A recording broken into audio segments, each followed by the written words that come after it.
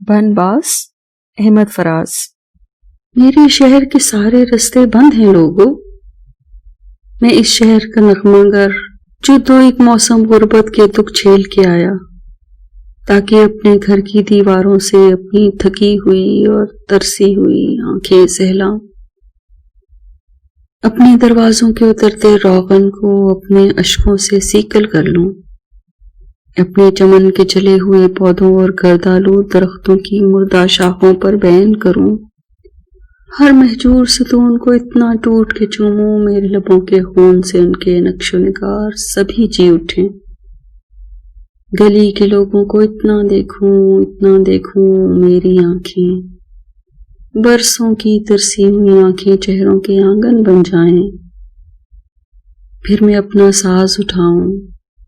آنسوں اور مسکانوں سے چھل مل نظمیں غزلیں گیت سناؤں، اپنے پیاروں درد کے ماروں کا درما بن جاؤں۔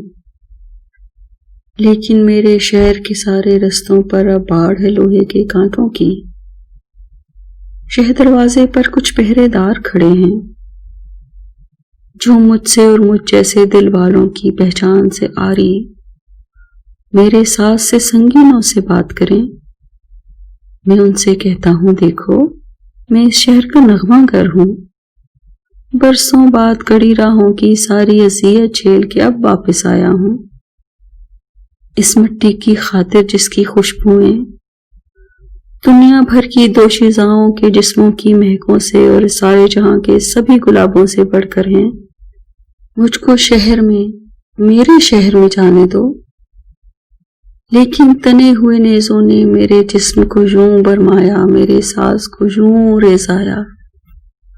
میرا ہمکتا خون اور میرے سسکتے نغمے شہ دروازے کی دہلیز سے